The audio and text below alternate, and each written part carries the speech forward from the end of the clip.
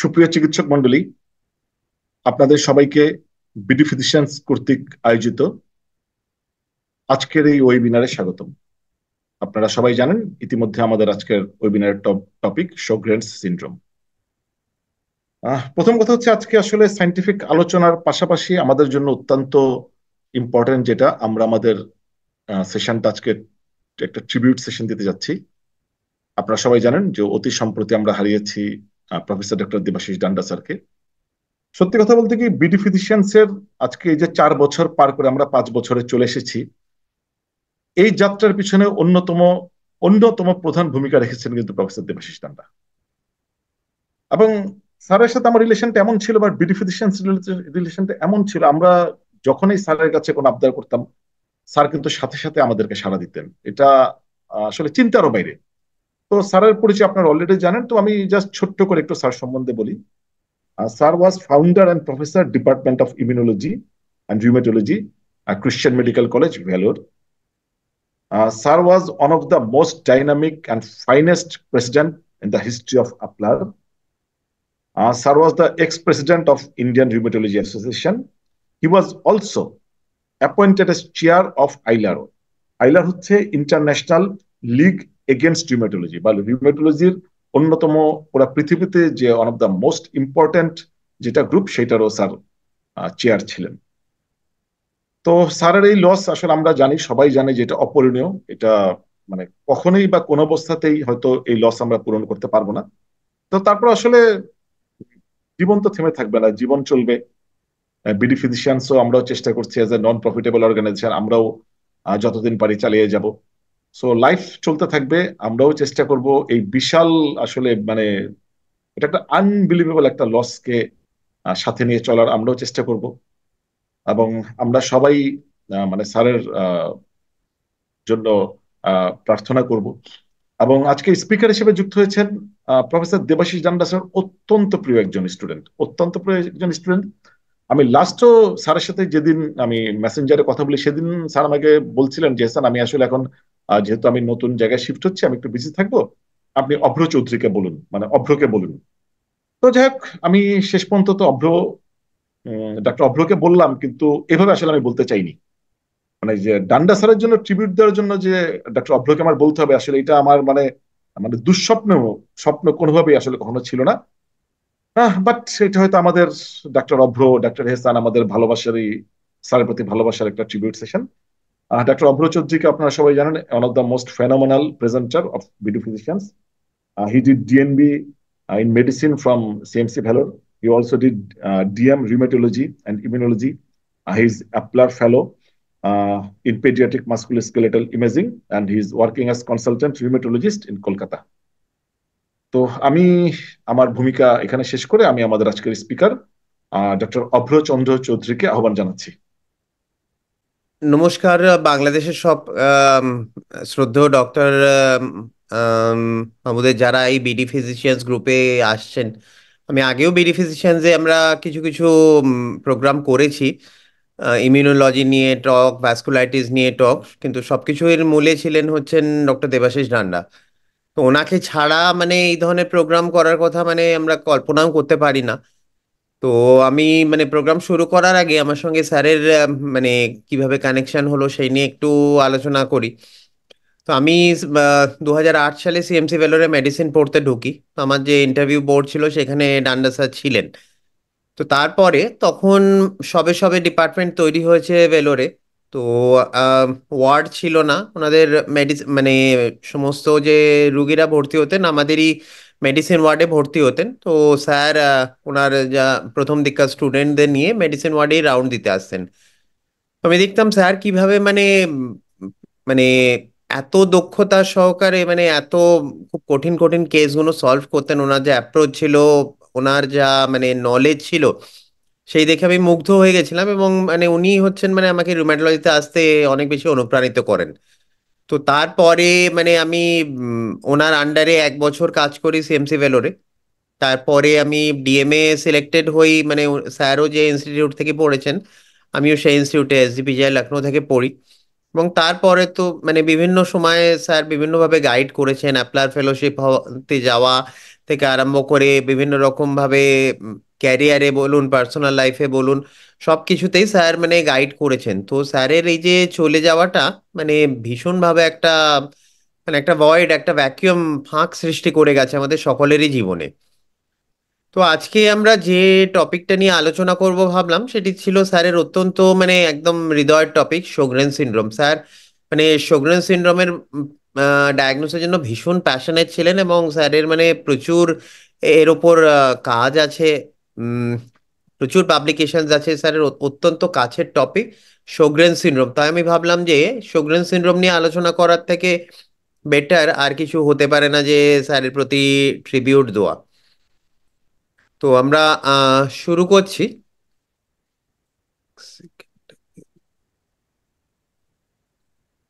তো শোগরেন সিনড্রোম একটি মানে সিস্টেমিক অটোইমিউন ডিজিজ। এতে ল্যাক্রিমাল গ্ল্যান্ড আর স্যালিভারি গ্ল্যান্ডের ক্রনিক ইনফ্লামেশন হয়, যার ফলে আমাদের চোখ এবং মুখের মধ্যে শুকনো ভাব দেখা যায়।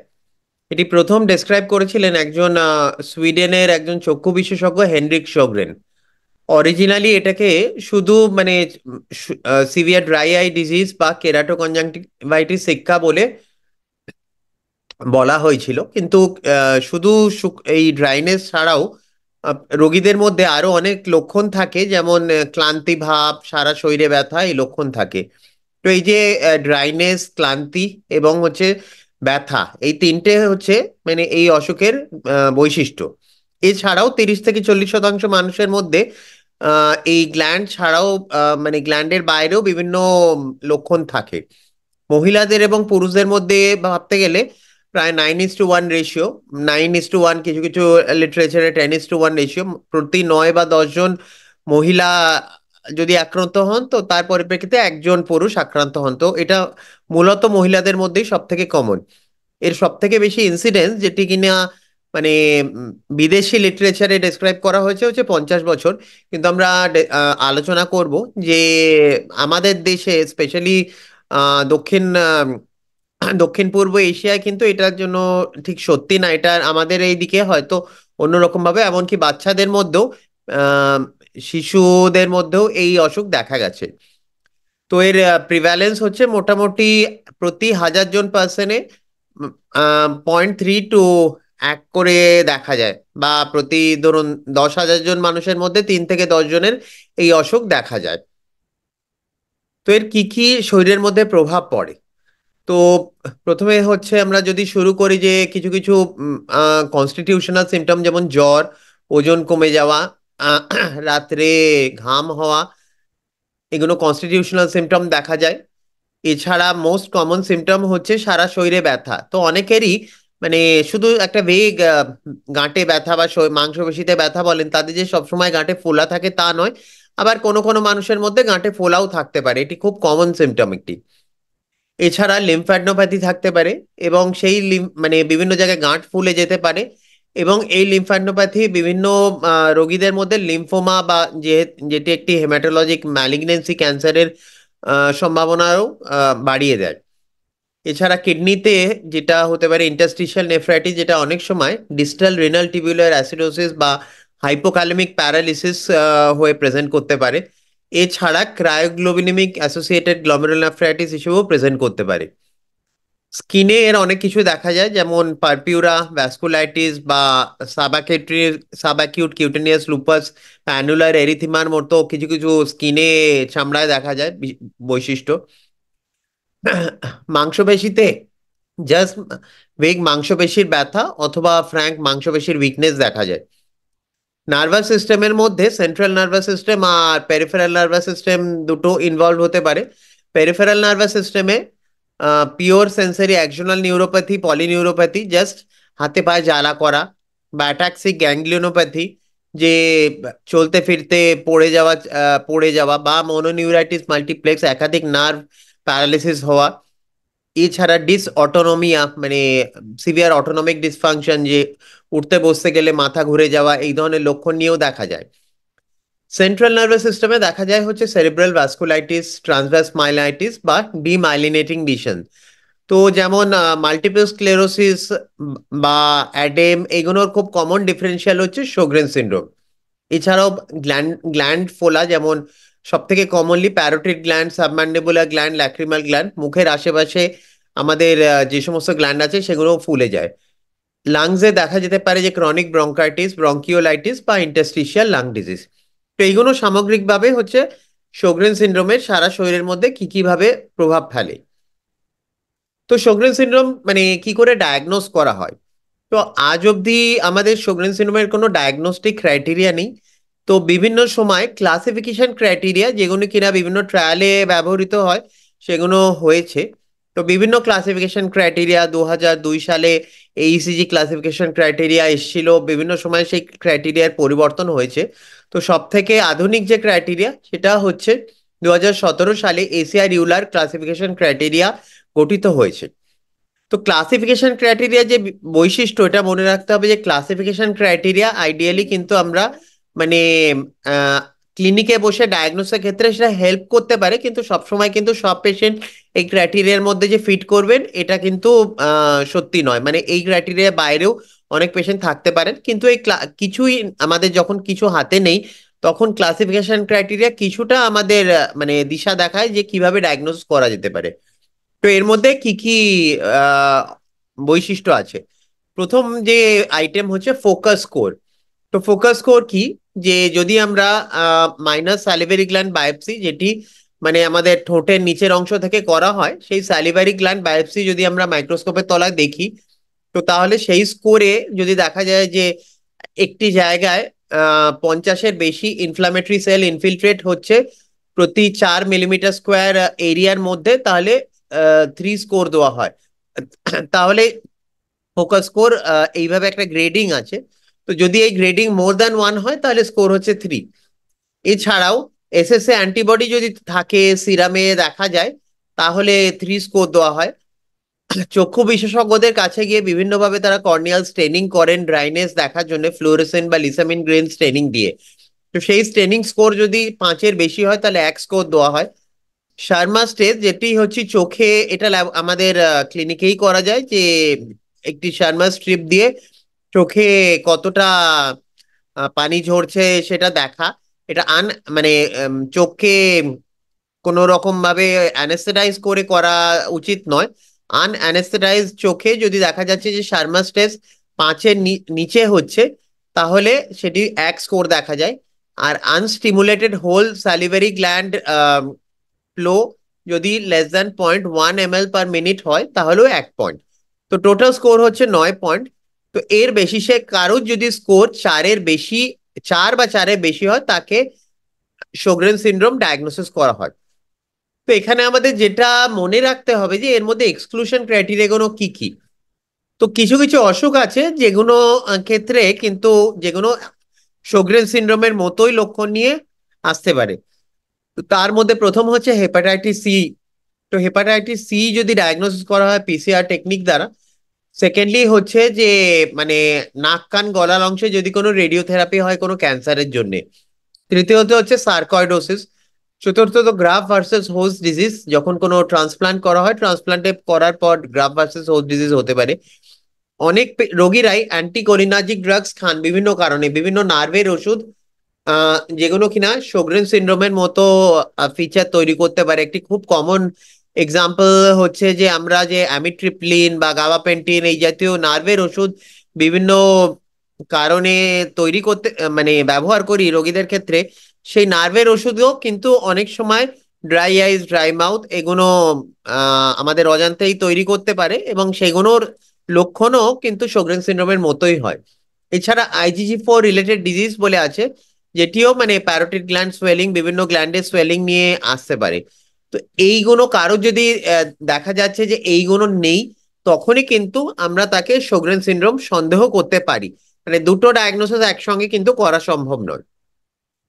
তো তাহলে প্রশ্ন হচ্ছে যে মানে কাদের ওপর আমরা এই sjogren সিনড্রোমের যে ক্লাসিফিকেশন ক্রাইটেরিয়া অ্যাপ্লাই করতে পারি। তো প্রথম জিনিস হচ্ছে যে যার কারোর অন্তত চোখে বা মুখে শুকনো ভাব আছে। তো শুকনো ভাব আমরা কি জিজ্ঞেস করব, যে আপনার কি 3 মাসের বেশি সময় ধরে চোখ করকর করছে বা চোখে ধুলোবালি পড়েছে এমন মনে হচ্ছে?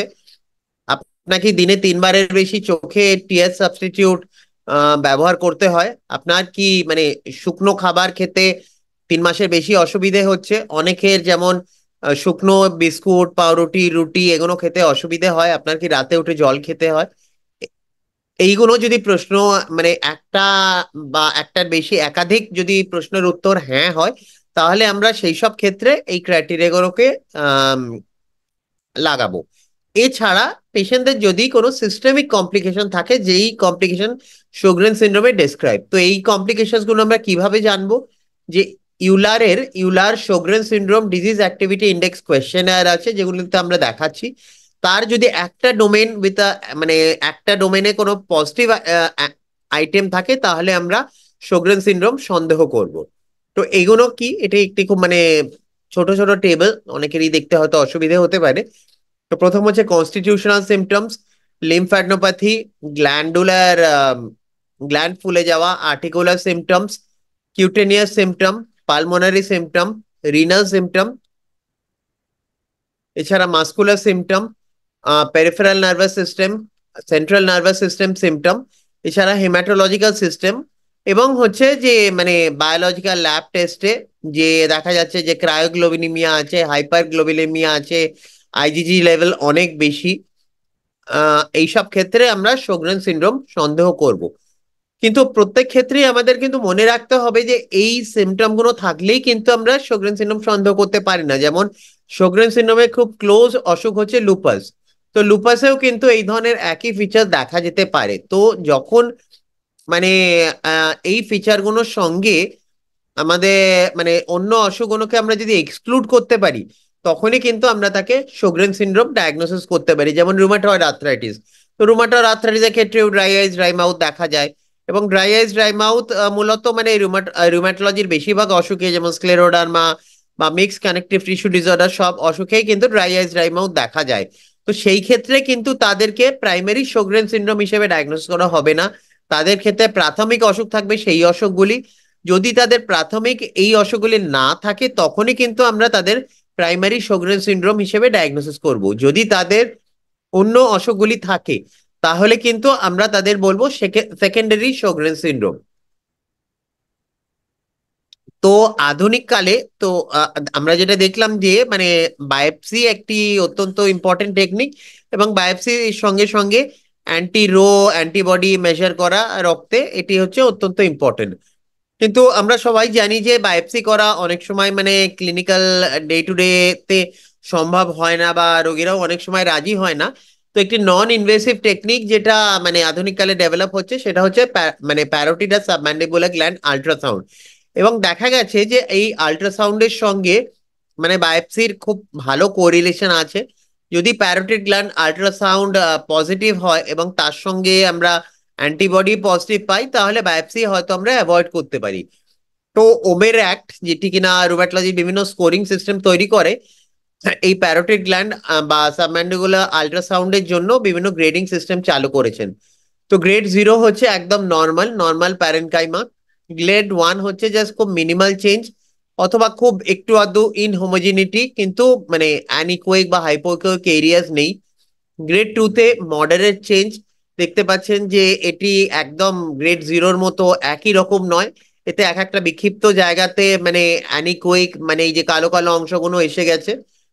আর গ্রেড 3-তে severe change, diffuse inhomogeneous change, মানে অনেকগুলি এরকম কালো কালো অংশতে ছেয়ে গেছে, তো সেইগুলোকেই বলা হবে গ্রেড 3।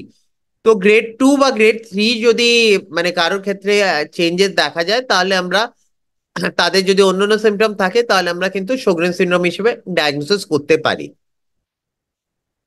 তো sjogren সিনড্রোমের ডায়াগনোসিস এত ডিফিকাল্ট কেন? তো সবাই জানেন যে মানে অনেক সময় কিন্তু আমরা sjogren সিনড্রোমের ডায়াগনোসিস করা অনেক ডিফিকাল্ট হতে পারে। তো এর মেন মূলত কারণ হচ্ছে যে মানে চোখ এবং মুখের যে শুকনো ভাব, এটি সারা পৃথিবীতে ভীষণভাবে কমন। যেমন আজকালকার দিনে প্রায় প্রত্যেকেই যারা ল্যাপটপ দেখেন, মোবাইল দেখেন, বা আবহাওয়ার শুষ্ক ভাবের জন্য, এইসব বিভিন্ন কারণে, বা অনেকেই এসিতে বসে থাকেন, বা কেউ কেউ কিছু কিছু ওষুধ খান, এর জন্য কিন্তু চোখে এবং মুখে শুকনো ভাব ভীষণ কমন সাধারণ মানুষের মধ্যে। আমাদের সকলের মধ্যেই ড্রাই আইস বোধহয় আছে, এটা ভীষণই কমন। কিন্তু এর মধ্যে কতজন যে মানে অটোইমিউন ডিজিজ আছে, তার মধ্যে খুব একটা মাইনূর শতাংশ কিন্তু অটোইমিউন ডিজিজ, এবং শোগ্রেন্স তারও একটা মাইনূর শতাংশ। সেকেন্ডলি হচ্ছে যে এই শোগ্রেন্স আমরা যেভাবে ডায়াগনোসিস করে এসেছি হচ্ছে মেইনলি ক্লাসিফিকেশন ক্রাইটেরিয়া দিয়ে। তো ক্লাসিফিকেশন ক্রাইটেরিয়া 2002-তে এইসিজি ক্লাসিফিকেশন ক্রাইটেরিয়া ছিল, এবং 2016-তে এসিআর বা ইউলার ক্লাসিফিকেশন ক্রাইটেরিয়া ডেভেলপ করেছে। কিন্তু এই ক্লাসিফিকেশন ক্রাইটেরিয়া ডেভেলপ হচ্ছে মেইনলি ক্লিনিক্যাল ট্রায়ালসে ব্যবহার জন্য আর রিসার্চ সেটিং এ ব্যবহার জন্য। এবং এই ক্লাসিফিকেশন ক্রাইটেরিয়া গুলো মানে কিন্তু এর একটি মানে বায়াস আছে অ্যাডভান্স ডিজিজের জন্য। তো যখন অনেক সময় হয় কি যে মানে শুরু শুরু খুব আর্লি ডিজিজ, তখন কিন্তু এই অনেক সময় অনেক পেশেন্টরা এইসব ক্লাসিফিকেশন ক্রাইটেরিয়া ফুলফিল করেন না। তো আর্লি ডিজিজ ডায়াগনোস করার জন্য এই ক্রাইটেরিয়াগুলো কিন্তু ফুল প্রুফ না।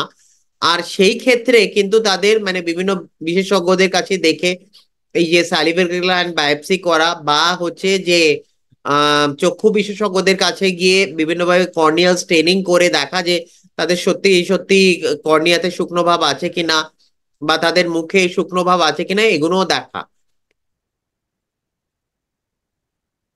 তো আর এটাও প্রশ্ন যে এই যে এখনো পর্যন্ত আজকের দিনে কিন্তু দেখা গেছে যে এই যে শুকনো ভাবের জন্য কিন্তু আমাদের কোনো ঠিক থেরাপি নেই। মানে শোগ্রেন সিনড্রোমের অন্যান্য বিভিন্ন লক্ষণ, যেমন হচ্ছে যে গাঁটে ব্যথা বা লাংসে কিছু হলে বিভিন্ন এই ধরনের ম্যানিফেস্টেশনের জন্য যেমন বিভিন্ন ট্রিটমেন্ট আছে, ড্রাই আইস ড্রাই মাউথের জন্য কিন্তু সেরকম কোনো ট্রিটমেন্ট নেই। তো রুম্যাটোলজিস্টরা অনেক সময় প্রশ্ন করেন যে তাহলে আমরা ডায়াগনোসিস করে আমরা কি পাচ্ছি।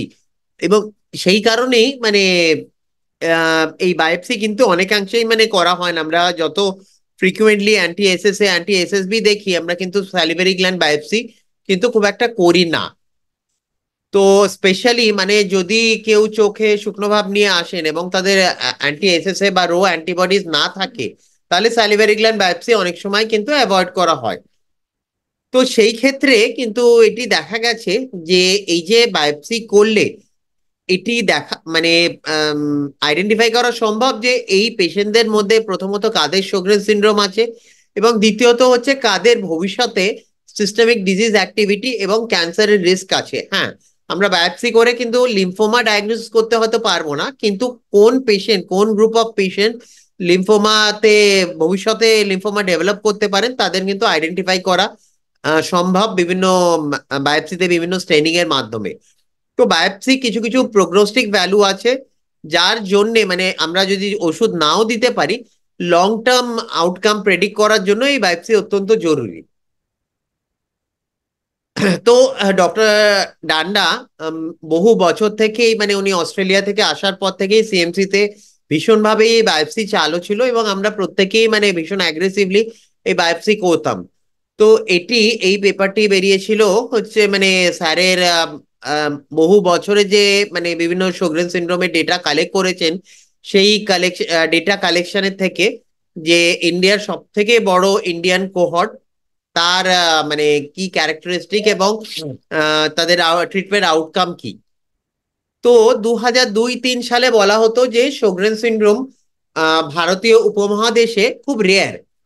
কিন্তু মানে এটি দেখা গেছে, স্যার অবজার্ভ করেছিলেন যে হসপিটালে অনেক ক্ষেত্রেই কিন্তু মানে শোগ্রেন সিনড্রোমের যে ক্লাসিক্যাল লক্ষণ বলা হয় যে ড্রাই আইস ড্রাই মাউথ, এটি কিন্তু রোগীরা অ্যাকচুয়ালি কমপ্লেন করেন না, কিন্তু তাদের টেস্ট করলে দেখা যায় যে তারা কিন্তু ড্রাই আইস বা ড্রাই মাউথ তাদের ক্ষেত্রে আছে।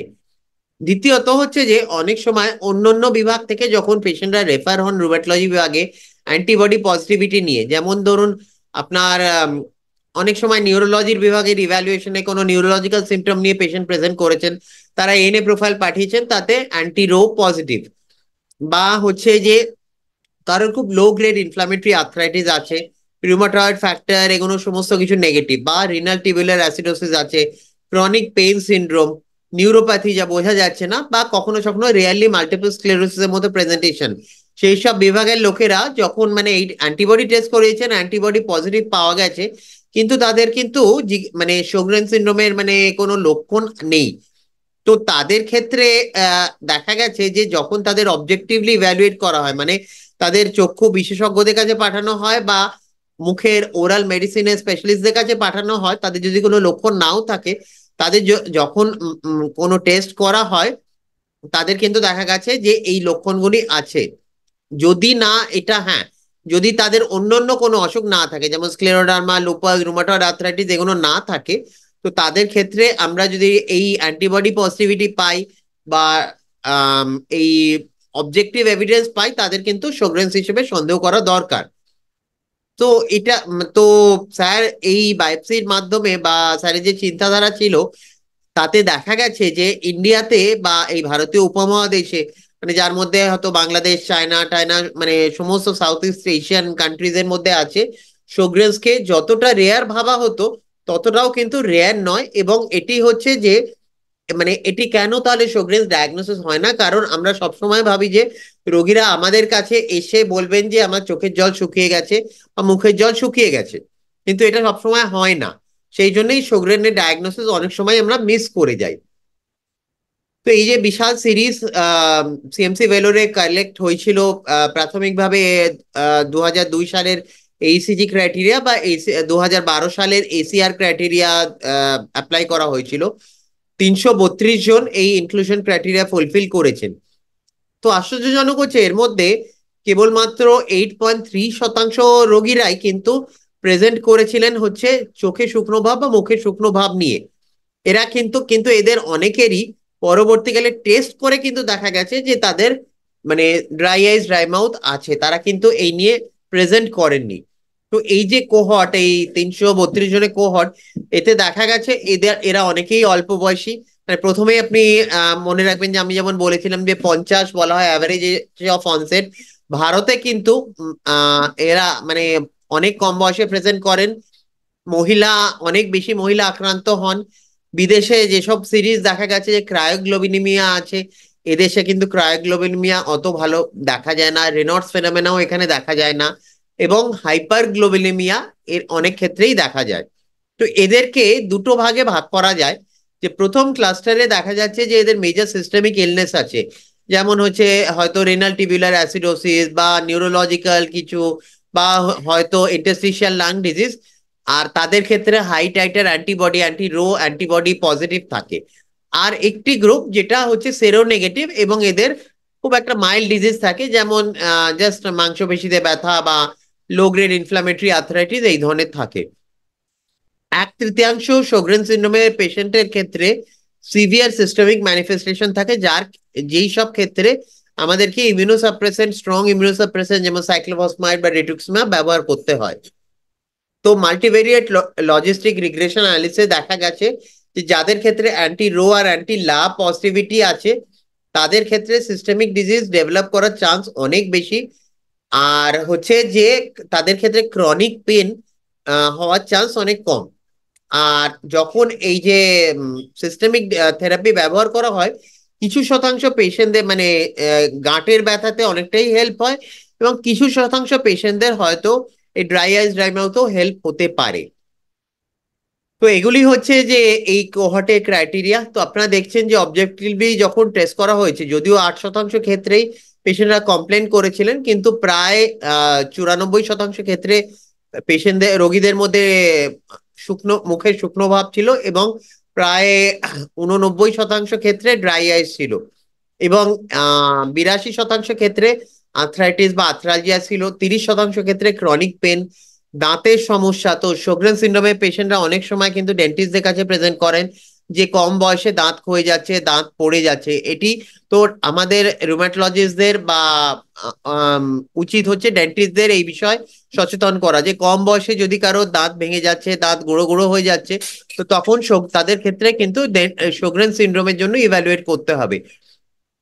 তো 14% ক্ষেত্রে কিডনির সমস্যা, এবং এর মধ্যে সব থেকে কমন হচ্ছে ডিস্টাল রিনাল টিবিউলার অ্যাসিডোসিস। তো এই পেশেন্টরা অনেক সময় নিউরোলজিস্টদের কাছে প্রেজেন্ট করেন যে মানে কোয়াড্রিপ্যারাসিস নিয়ে, হাত পায়ে প্যারালিসিস নিয়ে প্রেজেন্ট করেন, এবং তাদের ক্ষেত্রে প্রাথমিকভাবে অন্যান্য নিউরোলজিক্যাল সমস্যা যেমন গুলেনবেরি সিনড্রোম এইসব ভাবা হয়, কিন্তু তারপর টেস্টের মাধ্যমে যখন দেখা যায় যে তাদের পটাশিয়াম কম, এবং পটাশিয়াম এবং অ্যাসিডোসিস কারেকশনের পর তাদের ক্ষেত্রে খুব মানে ম্যাজিক্যালি তারা ইমপ্রুভ করে যান।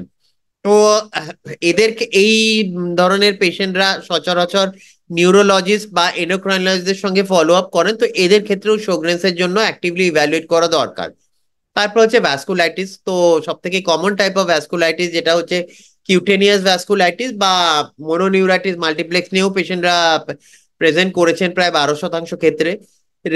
মানে শ্বাসের ক্ষেত্রে ইন্টারস্টিশিয়াল লাং ডিজিজ প্রায় 12% ক্ষেত্রে দেখা গেছে।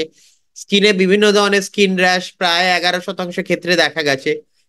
আর বাকি প্রায় 5 থেকে 8%, 10% ক্ষেত্রে দেখা গেছে যে হেমাটোলজিক্যাল বা মাংসপেশির সমস্যা, কানে শোনার সমস্যা, আহ এইসবগুলো দেখা গেছে। আর যদি আমরা অবজেক্টিভ ক্রাইটেরিয়া দেখি, 90% রোগীদের শার্মাস টেস্ট পজিটিভ, আর প্রায় 93% রোগীদের মাইনাস সালিভারি গ্ল্যান্ড বায়োপসি পজিটিভ হয়। আর 64% ক্ষেত্রে অ্যান্টি রো অ্যান্টিবডি পজিটিভ, 38% ক্ষেত্রে অ্যান্টি লা অ্যান্টিবডি পজিটিভ, 66% ক্ষেত্রে এনএ পজিটিভ, আর প্রায় 60% ক্ষেত্রে রুমাটয়েড ফ্যাক্টর পজিটিভ হতে পারে। তো আহ, এর আগে অন্য অন্য সারা বিশ্বে অন্য যে যে কেস সিরিজ করা হয়েছে তার সঙ্গে এই সিরিজকে, সিএমসি ভেলোরের এই সিরিজকে কম্পেয়ার করা হয়েছে, এবং এটি দেখা গেছে যে এখানে মিন এজে যে যে এজে রোগীরা প্রেজেন্ট করেন আমাদের ক্ষেত্রে কিন্তু এই ভারতীয় উপমহাদেশে এটি অনেকই কম। এটাই হচ্ছে 44.5 +- 10, মানে প্রায় আপনার 34 থেকে 54 বছর বয়সীরা এই অসুখ নিয়ে প্রেজেন্ট করেন, যেখানে আপনি দেখছেন যে বিভিন্ন মানে আমেরিকা, ইউরোপে অনেক বেশি বয়সে শোগরেন সিনড্রোমের পেশেন্টরা প্রেজেন্ট করেছেন। স্যারের আরো অনেক কাজ আছে শোগরেন সিনড্রোম নিয়ে। তো এটি দেখা গেছে যে অনেক পেশেন্টরা যাদের ক্ষেত্রে রক্তে অ্যান্টি রো অ্যান্টিবডি পজিটিভ নেই, তাদের ক্ষেত্রে কি আর কোনো মার্কাস পজিটিভ? তো এই যে IgG anti muscarinic acetylcholine receptor type 3 antibodies, তো প্রথমে এটি রক্তে সিরামে টেস্ট করে দেখা গেছিল, তো সিরাম লেভেলস অতটা কোরিলেট করেনি। কিন্তু যখন স্যালাইভাতে এই IgG anti muscarinic acetylcholine type 3 receptor antibody test করা গেছে, তো তাদের ক্ষেত্রে অনেক বেশি কোরিলেশন দেখা গেছে। আর এই antibody positive was associated with lower age, shorter disease duration and higher globulin levels. আর এটা হাইলি স্পেসিফিক শোগ্রেন সিনড্রোমের জন্য। কম বয়সী রোগীরা এবং যাদের ক্ষেত্রে হাইপার গ্লোবিলিমিয়া আছে তাদের ক্ষেত্রে অনেকেই যদি সালেভাতে এই অ্যান্টিবডি টেস্ট করা হয় এটি পজিটিভ। যদিও এটা এখনো রিসার্চ সেটিং এই আছে, এটা ক্লিনিক্যাল ল্যাবরেটরি টেস্ট হিসেবে অ্যাভেলেবল না। তো স্যার কিছুদিন আগে 2017 সালে একটি খুব সুন্দর এডিটোরিয়াল লিখেছিলেন ইন্টারন্যাশনাল জার্নাল অফ রুম্যাটিক ডিজিজ সম্পর্কে, এই শোগ্রেন সিনড্রোম ইন এশিয়া নিয়ে। যে এশিয়ান পপুলেশনে দেখা গেছে যে এই যে dry eyes dry mouth initially পাওয়া যায় না। তো ইন্ডিয়া থেকে বা চায়না থেকে আর হচ্ছে যে বিগ ডেটা শোগ্রেন্স প্রজেক্ট কনসর্টিয়াম, যেটি সারা পৃথিবীতে মানে শোগ্রেন্স পেশেন্টদের নিয়ে একটি বিগ ডেটা কনসর্টিয়াম গঠিত হয়েছে, তাদের ক্ষেত্রে অনেক ক্ষেত্রেই দেখা গেছে যে রোগীদের কিন্তু সিক্কা সিমটমস থাকে না। তো কিন্তু অবজেক্টিভলি টেস্ট করে দেখা গেছে প্রায় 75 থেকে 80% ক্ষেত্রে এশিয়ানদের মধ্যে কিন্তু অবজেক্টিভলি যখন টেস্ট করা হয় তখন ড্রাই আইস ড্রাই মাউথ থাকে। আম, আর অন্যান্য উম, আম, যেমন আফ্রিকা বা আমেরিকানদের বা ইউরোপিয়ানদের যখন টেস্ট করা হয় তাদের মধ্যে প্রায় 90% ক্ষেত্রেই কিন্তু টেস্ট করে দেখা গেছে যে এই ড্রাই আইস ড্রাই মাউথ আছে। তো ইন্ডিয়ার কেস সিরিজে যে কেস সিরিজটা আমি অলরেডি প্রেজেন্ট করলাম, 10% নিচের পেশেন্টরা কিন্তু ড্রাই আইস ড্রাই মাউথ নিয়ে প্রেজেন্ট করেছেন, কিন্তু তাদের মধ্যেও টেস্ট করে কিন্তু দেখা গেছে যে ড্রাই আইস ড্রাই মাউথ আছে। এছাড়াও ডেন্টাল ক্যারিজ দেখা গেছে যে 7% ক্ষেত্রে, যদিও পেশেন্টরা কিন্তু কমপ্লেন করেনি তাদের যে মুখে লালার অভাব আছে। তো তো মানে ইন্ডিয়া এই উপমহাদেশে কিন্তু অনেকেই ড্রাই আইস ড্রাই মাউথ খুব একটা ইম্পর্টেন্ট কমপ্লেন হিসেবে ধরেন না। যেমন যারা হয়তো খুব গরিব নিম্ন শ্রেণীর মানুষজন, তারা কিন্তু এই ড্রাই আইস ড্রাই মাউথ এর জন্য কখনো ডাক্তারের কাছে যান না। তারা হয়তো নার্ভের সমস্যা বা ব্রেনের সমস্যা, খুব সিরিয়াস কোনো সমস্যার জন্যই ডাক্তারের কাছে যান। তো সেই ক্ষেত্রে কিন্তু এই ড্রাই আইস ড্রাই মাউথ অনেক বেশি আন্ডার রিপোর্টেড হচ্ছে। আর সেকেন্ডলি হচ্ছে যে এশিয়ান উপমহাদেশে কিন্তু যেহেতু অনেক কম বয়সে শোগরেন সিনড্রোমের পেশেন্টরা প্রেজেন্ট করেন, তো তাদের ক্ষেত্রে তাদের অনেক কম সিমটম থাকে, যে জন্য তারা আন্ডার রিপোর্টেড হয়। তো ওয়েস্টার্ন পপুলেশনে, ইউরোপ আমেরিকার পপুলেশনে এই যে শোগরেন সিনড্রোমের পেশেন্টরা প্রেজেন্ট করেন, সেটা হচ্ছে যে পেরি আর পোস্ট মেনোপজাল এজ গ্রুপ।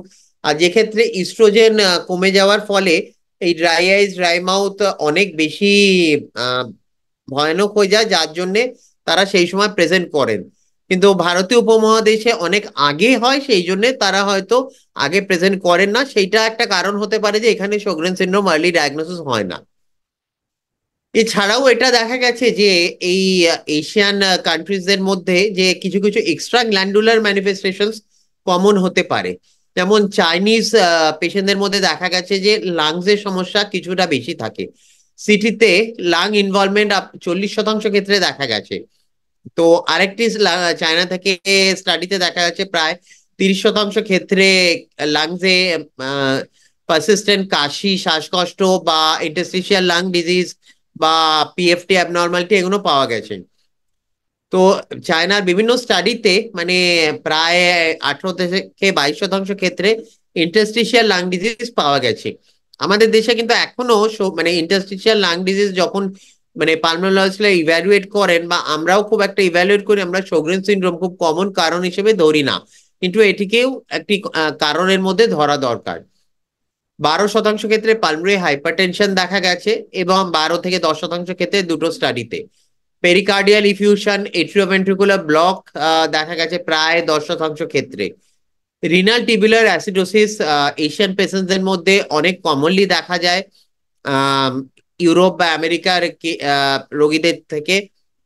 আহ পুরোনো দিনের যে সমস্ত চাইনিজ স্টাডি আছে তাতে রিনাল টিবিউলার অ্যাসিডোসিস প্রায় 16% ক্ষেত্রে। কিন্তু রিসেন্ট যেসব ইন্ডিয়া বা চাইনিজ থেকে স্টাডি এসছে, সেই সব স্টাডিতে 6 থেকে 8% ক্ষেত্রে রিনাল টিবিউলার অ্যাসিডোসিস দেখা গেছে। তো তার মানে যে এই যে হাইপোক্যালামিক পিরিয়ডিক প্যারালিসিস প্রেজেন্টিং ফিচার হতে পারে প্রায় 5% ভারতীয় বা চাইনিজ রোগীদের ক্ষেত্রে। পেটের সমস্যার মধ্যে আরেকটি এক্সট্রা গ্ল্যান্ডুলার ম্যানিফেস্টেশন যেটি মানে কিনা এশিয়ান অ্যানসেস্ট্রিতে দেখা গেছে হচ্ছে প্রোটিন লুজিং এন্টেরোপ্যাথি। তো এই রোগীদের পেটে জল জমে যায় এবং এদের মানে অ্যালবুমিন লেভেলস অনেক কম থাকে, এইসব দেখা যায়। তো যদি আমরা ম্যানেজমেন্টের মধ্যে আসি, তো ইউলার বিভিন্ন শোগরেন সিনড্রোমের ম্যানেজমেন্টের জন্য বিভিন্ন জিনিস ব্যবহার করতে বলেছে। তো ড্রাইনেসের জন্য সেরকম পার্টিকুলার কোনো থেরাপি নেই। স্যালাইভা সাবস্টিটিউট পাওয়া যায়, যেগুলো খাওয়ার আগে ব্যবহার করার দরকার, বা কিছু কিছু ওষুধ ব্যবহার করে যে মানে স্যালাইভারি স্টিমুলেশন হয়, যেমন পাইলোকার্পিন, সেভিমেলিন। তো পাইলোকার্পিন ভারতে পাওয়া যায়, সেভিমেলিন এখনো অ্যাভেলেবল নয়। চোখের ড্রাইনেসের ক্ষেত্রে অকুলার টিয়ার ড্রপস বা সাইক্লোস্পোরিন টিয়ার ড্রপস বা পাংটাল প্লাগ বা পাংটাল অক্লুশন এগুলো করা হয়। গ্ল্যান্ডুলা ইনভলভমেন্ট ক্ষেত্রে সিমটোম্যাটিক ট্রিটমেন্ট মানে ব্যথার ওষুধ বা হচ্ছে যে রিটুক্সম্যাব দেওয়া হয়।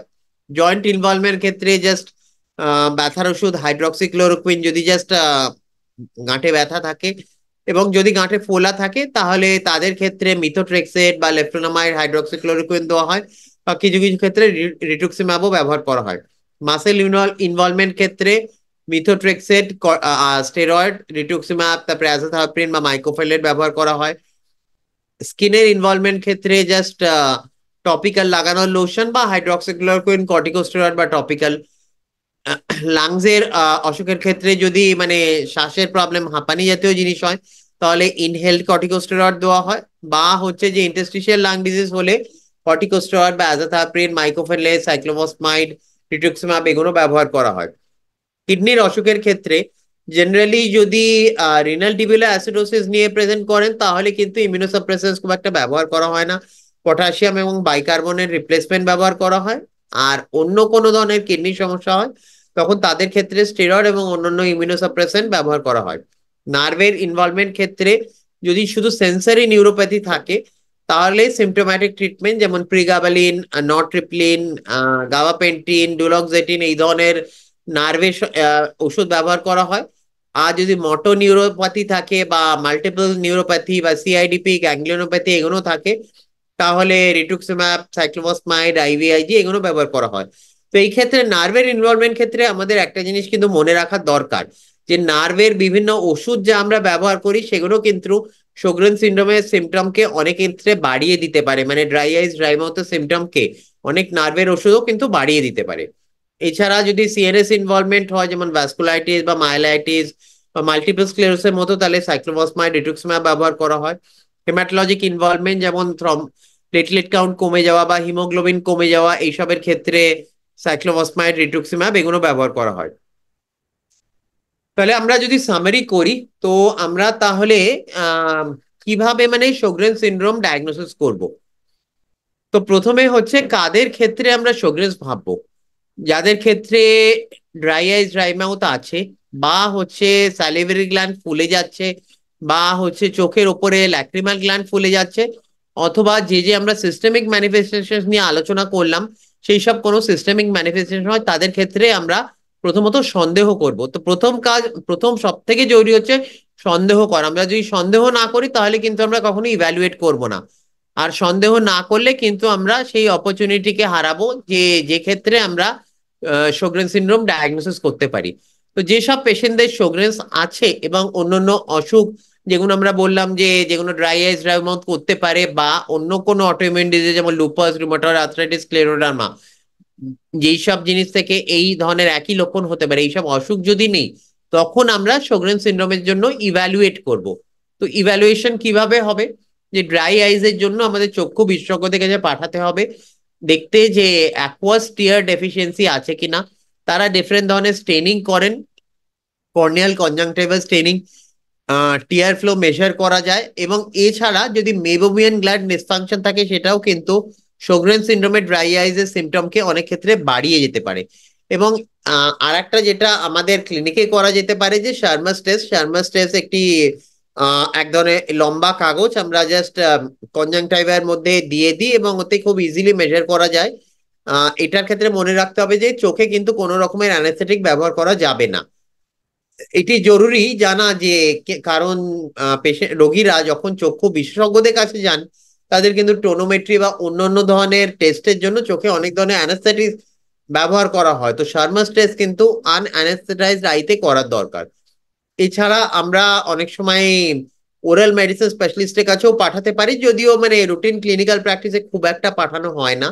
তো তারা সায়ালোমেট্রি করতে পারেন বা আনস্টিমুলেটেড স্যালিভারি ফ্লো মেজারমেন্ট করতে পারেন। এছাড়া যত দিন যাচ্ছে ইমেজিং খুব ডেভেলপ করছে, স্যালিভারি গ্ল্যান্ড ইমেজিং, যে আল্ট্রাসাউন্ড, যেটা আমরা অনেকেই করতে পারি বা এখন অলরেডি করছি, যে ডিফিউজ বাইল্যাটারাল হাইপোইকোইক ফোসাই দেখা যাচ্ছে, বা সিটিতে পাংক্টেড ক্যালসিফিকেশন দেখা যাচ্ছে, বা এমআরআই তে মাল্টিপল হাইপো ইন্টেন্স আর হাইপার ইন্টেন্স এরিয়াস দেখা যাচ্ছে, সল্ট অ্যান্ড পেপার অ্যাপিয়ারেন্স যাকে বলা হয়।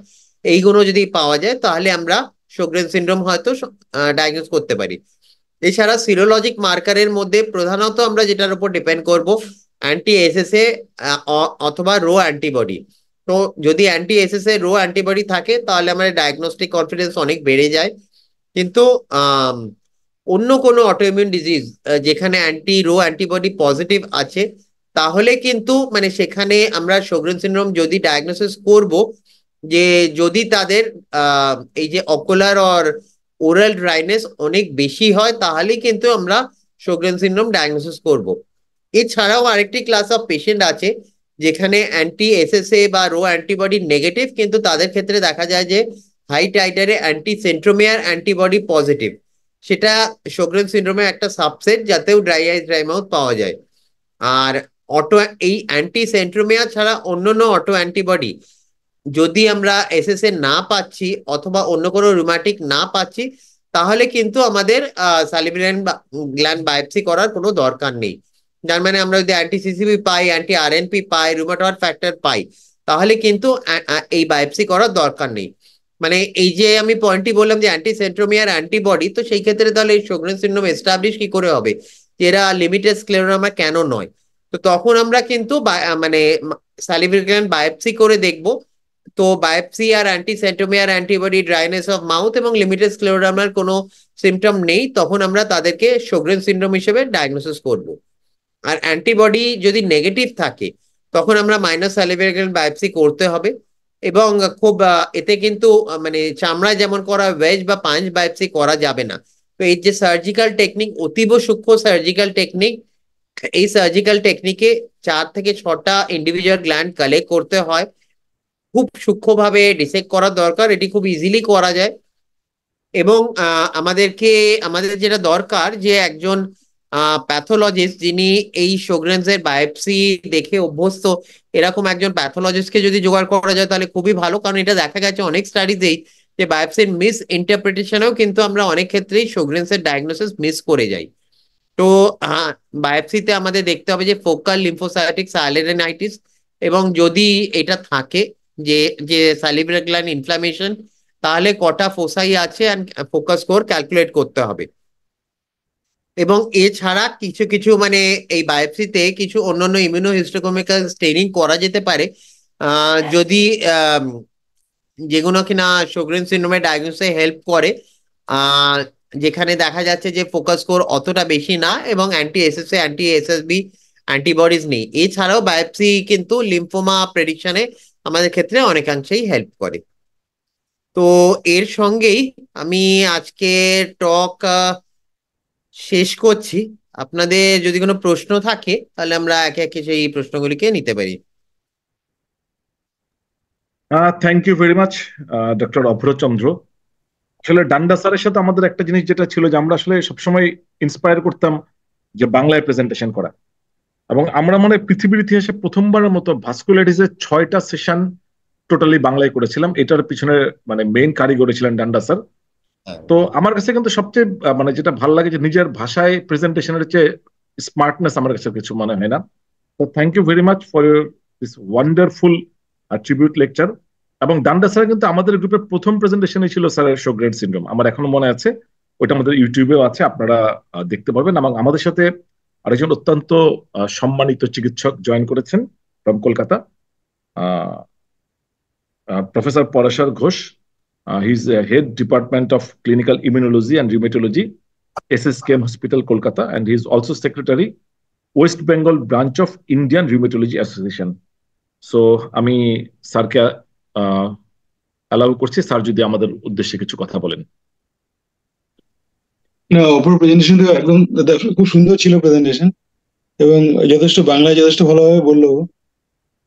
বাংলা আমরা অ্যাকচুয়ালি ভালোই বলি, কিন্তু কথা হলো যখন ইংরেজি থেকে বাংলা ট্রান্সলেট করতে যাই তখন অসুবিধাটা আমাদের হয়, কিন্তু অপরিবেশ অনেকটাই ভালো, ভালোই বললো। ডান্ডা স্যারের সাথে আমার পরিচয় 2003-4 সাল এই সময় থেকে ডান্ডা স্যারের সাথে আমার পরিচয়। আর অনেকদিনের পরিচয় স্যারের সাথে আমার। আমি একবার স্যারের কাছে গেছিলাম, একবার ভেলোরে গেছিলাম, স্যার একবার ডেকেছিলেন আমাকে। স্যারের আমি 3 দিন ছিলাম, 2 দিন স্যারের বাড়িতে খেয়েছিলাম। মানে ওনার সবকিছুর মধ্যে একটা পার্সোনাল একটা ব্যাপার ছিল, পার্সোনাল টাচ ছিল। যেদিন মারা গেলেন সেদিনকে আমাকে ফোন করেছিলেন। উনি তো বিভিন্ন লোককে ফোন করতেন যে ভেলোরে কোনো পেশেন্ট গেলে, পেশেন্ট যখন ফিরে যাবে, পেশেন্ট কাকে দেখাবে, কোথায় গেলে পেশেন্টের কম খরচা চিকিৎসা হবে, কোথায় পয়সা না থাকলে কোথায় গেলে বিনা পয়সায় চিকিৎসা হবে, এই ব্যাপারগুলো স্যার সবসময় থাকতো। স্যার এতে RN করে জয়েন করেছিলেন ব্যাঙ্গালোরে। তো আমাকে মারা যাওয়ার কয়েক ঘন্টা আগে ফোন করেছিলেন যে একজন পেশেন্টকে পাঠাচ্ছি, গরিব পেশেন্ট, তার MRI করারও পয়সা নেই, তোমার কাছে পাঠাচ্ছি, তুমি তার জন্য MRI এর ব্যবস্থা করো। এখন গভর্নমেন্ট হাসপাতালগুলোতে ফ্রিতে হয় চিকিৎসা, তো MRI ফ্রিতে হয়। এই হচ্ছে স্যার মানে কয়েক ঘন্টা আগে। এবং তারপর যখন হোয়াটসঅ্যাপে যখন মেসেজ পেলাম যে অ্যাক্সিডেন্ট হয়েছে, প্রথম ভাবলাম বোধহয় এটা ভুল একটা ব্যাপার একটা হবে হয়তো, কিন্তু তারপর দেখলাম অনেকেই এটাকে একই একই মেসেজ পাঠাচ্ছে। তখন বুঝলাম এখন সত্যি ব্যাপারটা হয়েছে, মানে একটা অবিশ্বাস্য ব্যাপার। প্রথমে তো সবারই অবিশ্বাস, মানে এরকম বিশ্বাস করা মুশকিল হয়ে যাচ্ছিল, কয়েক ঘন্টা আগে কথা হয়েছে, হঠাৎ করে কি হয়ে গেল। তারপরে তো যা বোঝা গেল যে হবার মানে এই যে নিয়তির যে পরিহাস, সেটা তো বোঝাই গেল যে এত নিষ্ঠুর হতে পারে।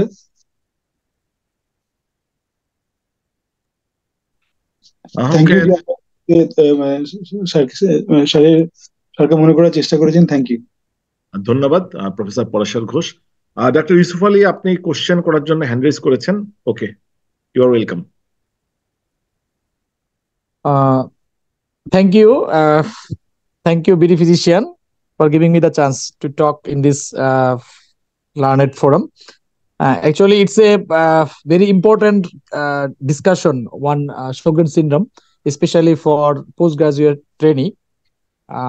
আমি আসলে কোশ্চেন করব না, আমি জাস্ট একটা কমেন্ট করতে চাই। সেটা হচ্ছে যে আসলে এই ধরনের presentation by BD physician it's excellent because Sjogren syndrome it's not only related to the rheumatology, it's also involved the different subspecialty and also internal medicine. I think because এটার wide presentation, এটার আমরা একটা FCPS যারা পরীক্ষার্থী আছে তাদের কিন্তু প্রায়ই এই রোগটা বিভিন্ন ফর্মে তারা ফেস করে। বিভিন্ন সময়ে রিটেনে আসে বা অস্পিতে আসে। স্পেশালি যিনি প্রেজেন্টার ছিলেন স্যার খুব ভালো মতো বলেছেন যে রেনাল টিউবুলার রেসিডিওসিস এর background cause maybe Sjogren syndrome, আইএলডির background cause maybe Sjogren syndrome। আমরা যারা ট্রেনি ছিলাম বা এখন যারা এই বিডি ফিজিশিয়ানের প্রোগ্রামটা দেখছেন, তারা কিন্তু এই প্রোগ্রাম দ্বারা অনেক সিস্টেম আপনারা কভার করতে পারছেন। যেমন আপনি Sjogren syndrome পড়তে হলে এটার যে ডিফারেন্সিয়াল সার্কোডয়সিস আপনাকে মাথায় আনতে হবে, লিম্ফোমা মাথায় আনতে হবে, আপনাকে হ্যাপাটাইটিস সি ইনফেকশন যে সিকা সিমটম করে সেগুলো মাথায় আনতে হবে, আপনাকে lymphoma strong differentials of Sjogren syndrome সেগুলো কিন্তু ডিফারেন্সিয়াল মাথায় রাখতে হবে। এবং নট অনলি দ্যাট, এফসিপিএস পরীক্ষাতে কিন্তু একটা কোশ্চেনও ছিল এই টাইপের ড্রাই আই ড্রাই মাউথ নিয়ে একবার। সেক্ষেত্রে কিন্তু IgG4 related disease is a very common symptoms, this type of like dry eye, dry mouth, and different types of symptoms very overlap with Sjogren syndrome.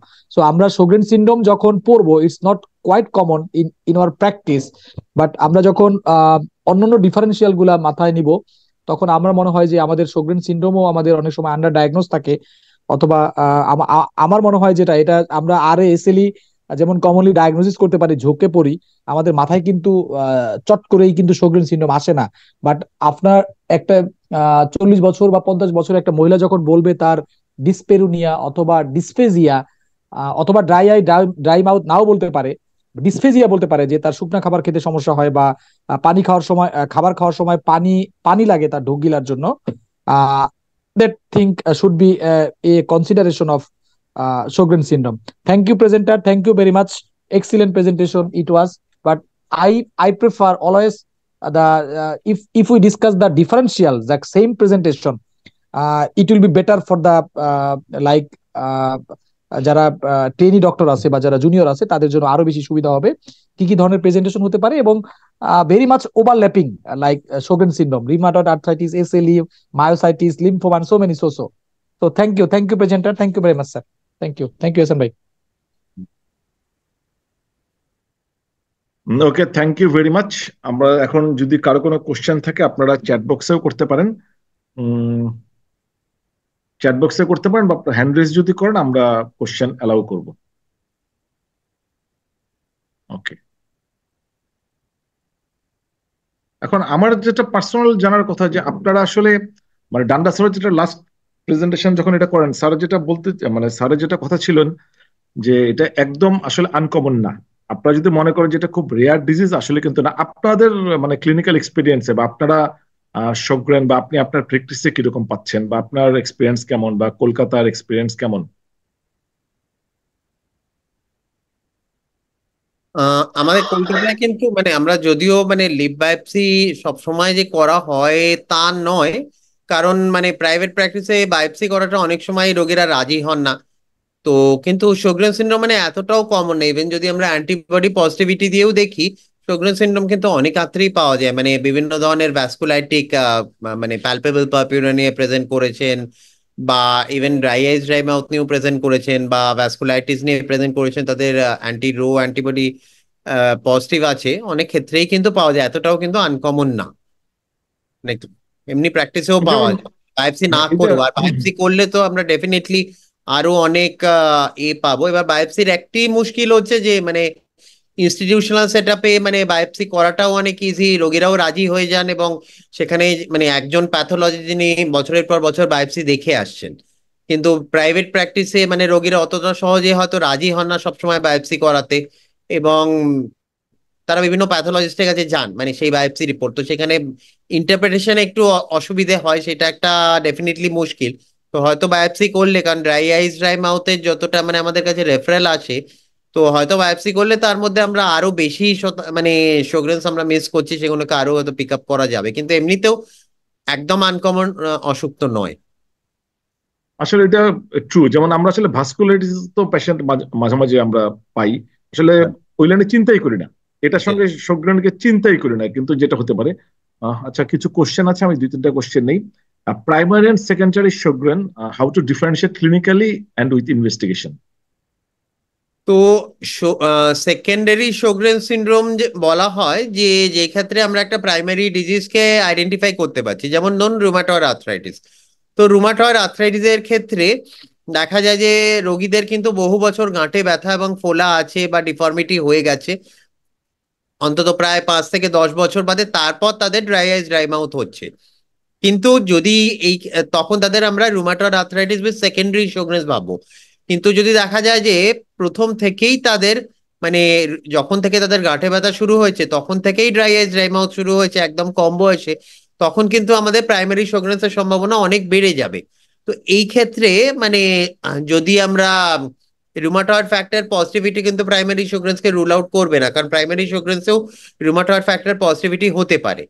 তো ডিজিজ কোর্স বলবে যে আমরা এটাকে primary বলবো না সেকেন্ডারি বলবো। সেকেন্ডারি হচ্ছে যেমন লুপাস বা স্ক্লেরোডার্মা। তো এই ক্ষেত্রে লুপাস বা স্ক্লেরোডার্মা রোগীদের অন্যান্য ক্লিনিক্যাল ম্যানিফেস্টেশন থাকে। তো যদি সেই রকম ম্যানিফেস্টেশন থাকে এবং বহু বছর অসুখ থাকার পর যখন তারা dry eyes dry mouth develop করছে, তো তখন তাদের আমরা সবসময় সেকেন্ডারি বলি। কিন্তু প্রাইমারি যদি কোনো আমরা অসুখকে আইডেন্টিফাই না করতে পারছি এবং প্রথম থেকেই এই সিক্কা সিমটমস একটা প্রিডমিনেন্ট ম্যানিফেস্টেশন, তখন আমরা তাদেরকে মানে প্রাইমারি শোগরেন্স বলবো।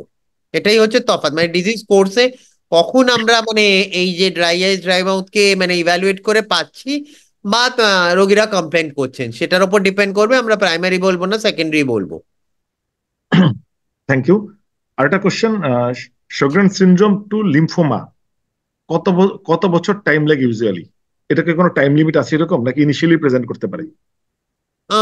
না, ইনিশিয়াল প্রেজেন্টেশন খুব একটা কমন না। এবার এটা হতেই পারে যে মানে যার লিম্ফোমা ডেভেলপ করছে তার হয়তো বহু বছর ধরে কিছু কিছু নন স্পেসিফিক ম্যানিফেস্টেশন ছিল যেগুলো কখনো শোগরেন্স বলে ধরাই পড়েনি, সেটা একটা হতে পারে। কিন্তু সেরকম জেনারেলি যাদের শোগরেন্স ডায়াগনোজড আছে তাদের ক্ষেত্রে বহু বছর শোগরেন্স থাকার পরে কিন্তু লিম্ফোমা হয়, এবং লিম্ফোমার ডেসক্রাইব কমপ্লিকেশন কিন্তু ক্লিনিক্যাল প্র্যাকটিসে কিন্তু খুব কমনও না। কিছু কিছু লিম্ফোমা আছে মল্ট অ্যাসোসিয়েটেড লিম্ফোমা, কিন্তু খুব কমনলি কিন্তু দেখা যায় না এবং সেটা অনেক দিন থাকার পরই হয়। আরেকটা কোশ্চেন, বেশ ভালো question. Anticentromere antibody related Sjogren syndrome, can you make it more clear sir? মানে এটা দেখা যাচ্ছে যে মানে নর্মালি অ্যান্টি সেন্ট্রোমিয়ার অ্যান্টিবডি তো হচ্ছে আমাদের লিমিটেড স্ক্লেরোডার্মার অ্যান্টিবডি। তো লিমিটেড স্ক্লেরোডার্মা মানে পেশেন্ট হয়তো প্রেজেন্ট করছেন হচ্ছে আমাদের ড্রাই আইজ ড্রাই মাউথ বা এই ধরনের সিমটমস নিয়ে, কিন্তু তাদের লিমিটেড স্ক্লেরোডার্মা যেমন স্ক্লেরোডাক্টাইলি বা রেনল্ডস ফেনোমেনা এগুলো কিছু নেই, শুধু অ্যান্টি সেন্ট্রোমিয়ার অ্যান্টিবডি আছে। তো সেই ক্ষেত্রে আমরা মানে কিন্তু ড্রাই আইজ ড্রাই মাউথ যদি পেশেন্টের থাকে তখন আমরা যদি লিপ বায়োপসি করি এবং লিপ বায়োপসিতে দেখা যায় যে শোগরেন্সের টিপিক্যাল ফিচার্স আছে, তখন আমরা তাহলে কিন্তু তাদের শোগরেন সিনড্রোম বলবো, আমরা কিন্তু তাদের লিমিটেড স্ক্লেরোডার্মা বলবো না। এটাই হচ্ছে এ। ওকে, থ্যাংক ইউ ভেরি মাচ। আর যদি কারো কোনো কোশ্চেন থাকে আপনারা আস্ক করতে পারেন। আর যদি কেউ হ্যান্ড রেজ করতে চান বা হ্যান্ড রেজ করে যদি কিছু বলতে চান এই সেশনে, তো আমরা সেটাও অ্যালাউ করব। আর Sjogren's আসলে মানে শেষ পর্যন্ত ফেট কিরকম হয় যদি ঠিক মতো ট্রিট না হয় বা ডায়াগনোসিস না হয়, বা কমপ্লিকেশন আপনি যেগুলো বললেন, আমাদের কমনলি আপনারা কি পান? শোগরেন্সের মেইন যেটা হয় হচ্ছে quality of life. Quality of life ভীষণভাবে হ্যাম্পার্ড হয় মানে ড্রাই আইজের জন্য, কারণ ড্রাই আইজের জন্য তো ডেফিনিট থেরাপি কিছু নেই। তো সেই জন্য মানে পেশেন্টরা চোখে ড্রপ লাগিয়ে যান, তাদের চোখে বারবার দেখতে অস্পষ্ট হয়, দিনের মধ্যে প্রায় 7-8 বার চোখে ড্রপ লাগাতে হয়। বা ইভেন ধরুন যাদের ড্রাই মাউথ আছে তাদের ক্ষেত্রে শুকনো খাবার খেতে অসুবিধে হয়, বা ইভেন মানে তাদের ক্ষেত্রে যখন ডেন্টাল রেস্টোরেশন করা হয় বা আরসিটি করা হয় সেগুলো বারে বারে ফেল করে। তো সেই আর আরো যে নন স্পেসিফিক ম্যানিফেস্টেশন মানে শোগরেন্সের পেশেন্টদের ফাইব্রোমালজিয়া ধরনের ম্যানিফেস্টেশন খুব কমন। তো যদি তাদের কিছু স্পেসিফিক ম্যানিফেস্টেশন থাকে সেগুলো খুব মানে ট্রিটমেন্টে ভালো লাভ হয়। যেমন হচ্ছে যে যদি মানে রুমাটয়েড আর্থ্রাইটিসের মধ্যে জয়েন্ট সোয়েলিং থাকছে, সাইনোভাইটিস থাকছে বা আইএলডি থাকছে বা রিনাল টিবিউলার অ্যাসিডোসিস থাকছে, তাহলে স্পেসিফিক ম্যানিফেস্টেশন দিলে তাদের খুব ভালো হয়। কিন্তু যদি তাদের এই ড্রাই আই সিক্কা সিমটমস এর ম্যানিফেস্টেশনের জন্য মেইন যেটা সমস্যা হয় কোনো মর্টালিটি বাড়ে না, কিন্তু তাদের কোয়ালিটি অফ লাইফ অনেক খারাপ হয়ে যায়, সেটাই হচ্ছে মেইন প্রবলেম। তাদের মানে দৈনন্দিন জীবনযাত্রা ভীষণভাবে ব্যাহত হয়, কিন্তু মানে কারণ ট্রিটমেন্ট মূলত হচ্ছে মানে জাস্ট লক্ষণ জনিত সিমটোম্যাটিক ট্রিটমেন্ট, এটাই প্রবলেম হয়। ওকে, ডাক্তার ইউসুফ আলী। আচ্ছা, আমি আরেকবার একটু ফ্লো নিলাম, থ্যাংক ইউ। আচ্ছা, আমি একটু জানতে চাচ্ছি স্যারের কাছে, স্যার এই যে ভাস্কুলাইটিস আমরা যখন পাই তখন আসলে এখানে তো আমরা শোগরেন সিনড্রোম আমাদের মাথায় সহজে আসে না, আপনি যেটা বলছেন। এটার পার্সেন্টেজ কেমন, মানে ভাস্কুলাইটিস ইভালুয়েশন করতে গিয়ে শোগরেন সিনড্রোম কেমন পাওয়া যায়, মানে আর আদার দেন আর এসএলই বা এমসিটিডি বা আইজি ভাস্কুলাইটিস, এগুলো কমন যেগুলো কজ, সেগুলো বাদে শোগরেন সিনড্রোমের রেটটা কেমন মানে? মানে স্যারের যে কেস সিরিজ ভেলোর থেকে পাবলিশ হয়েছিল, মানে কারণ ইন্ডিয়ার মধ্যে ওটাই হচ্ছে সব থেকে কেস সিরিজ, অ্যারাউন্ড 8 মানে শোগরেন সিনড্রোমের পেশেন্টদের মধ্যে 8 থেকে 10% কেস, তো খুব কমন না। তো যখন কেউ একজন ভ্যাসকুলাইটিস নিয়ে আসে, এবং প্রথম তো তাদের আমরা ক্লিনিক্যাল দেখি যে তাদের কোনো লুপাসের লক্ষণ আছে কিনা, বা তাদের হয়তো মানে অ্যানকা অ্যাসোসিয়েটেড ভ্যাসকুলাইটিসের কোনো লক্ষণ আছে কিনা। তো লক্ষণ যদি যদি লক্ষণ সেই রকম হয়, তাহলে আমরা সেই অ্যান্টিবডিজ গুলো টেস্ট করি। কিন্তু কোনো লক্ষণ পাওয়া যাচ্ছে না, যেমন একজন পেশেন্ট শুধু জাস্ট হয়তো মনোনিউরিটিস মাল্টিপ্লেক্স নিয়ে প্রেজেন্ট করেছেন, তো বাকি সমস্ত অ্যান্টিবডিজ তার নেগেটিভ, তো তখন সেখানে আমাদের এনএ প্রোফাইল বা anti SSA anti SSB antibody এগুলো টেস্ট করে দেখা দরকার। তো খুব কমন না, কিন্তু মানে অন্য যখন কিছুই পাওয়া যাচ্ছে না তখন এটাকে মাথায় রাখার দরকার। আইএলডির ক্ষেত্রেও আমরা যখন অন্যান্য কোনো অ্যান্টিবডিজ পাচ্ছি না, তখন আমাদের শোগরেন সিনড্রোমকে মাথায় রাখার দরকার, এক্সক্লুশন করার জন্য আর কি। এক্সক্লুশন করার জন্য। ওকে, আমি আজকের লাস্ট কোশ্চেন নিয়ে আমরা শেষ করছি। স্যার, তাহলে কি শোগরেন লাইক প্রেজেন্টেশন থাকলে এন্ট্রি সেন্ট্রোমিয়ার অ্যান্টিবডিও করতে হবে? শোগরেন লাইক প্রেজেন্টেশন থাকলে আমরা তো জেনারেলি অনেক সময় এএনএ প্রোফাইল করি, তো এএনএ প্রোফাইল যদি করা হয় তো তাতে মানে এসএসএ এসএসবি অ্যান্টিবডিজও এসে যায়, অ্যান্টি সেন্ট্রোমিয়ারও এসে যায়, তো একসঙ্গেই পুরোটা এসে যায়। এবার যদি আমরা আলাদা করে অ্যান্টি এসএসএ এসএসবি এলাইজা করি, তখন তাহলে আমাদের মানে ভাবার দরকার, স্পেশালি যেখানে কোনো স্ক্লেরোডাক্টাইলি বা লিমিটেড স্ক্লেরোডার্মার কোনো ফিচার নেই, তখন আমরা কনসিডার করতে পারি। কিন্তু এটা খুব একটা খুব ছোট সাবসেট, এটা মানে ডেসক্রাইব করার উদ্দেশ্য মানে এটা আছে, কিন্তু এটা খুব বড় সাবসেট নয়। তো এনে প্রোফাইল করলে এর মধ্যে পুরোটাই এসে যাবে। Okay, thank you very much, dear participants from both Facebook Live and Zoom. Thank you for your participation. তবে হোপফুলি ডক্টর অভ্র চন্দ্র চৌধুরী সেই ডান্ডাসারের লিগেসিটা আমাদের মাঝে ধরে রাখবেন এবং ফিউচারে আমাদের সাথে আরো জয়েন করবেন। Doctor Abhra, thank you very much. এবং আপনাকে আমি কনক্লুশন, যদি আপনি লাস্টে কিছু বলতে চান, আমি আপনাকে আহ্বান জানাচ্ছি। আমি তো প্রথমেই মানে বিডি ফিজিশিয়ানস এই গ্রুপকে অনেক মানে ধন্যবাদ জানাতে চাইবো, যে এই আমরা যেটা আগে শুরু করেছিলাম ইমিউনোলজি ভ্যাসকুলাইটিস সবকিছু নিয়ে, তো বাংলায় এই যে মানে একটা অভিনব প্রচেষ্টা বাংলায় রুমেটোলজি করা, তো এই যে লেগেসি এটা ডান্ডা স্যার শুরু করেছে, এটাকে যদি আমরা কন্টিনিউ করে যেতে পারি তাহলে তো খুবই ভালো হয়। তো এটাকে অ্যান্ড হোপফুলি আমরা এই মানে রান্না স্যারের মানে যেভাবে করেছিলেন মানে ভারত বাংলাদেশের এই যে মৈত্রীকে, এটাকে যদি আমরা কন্টিনিউ করে যেতে পারি তো এটা ভীষণই ভালো হবে তাহলে।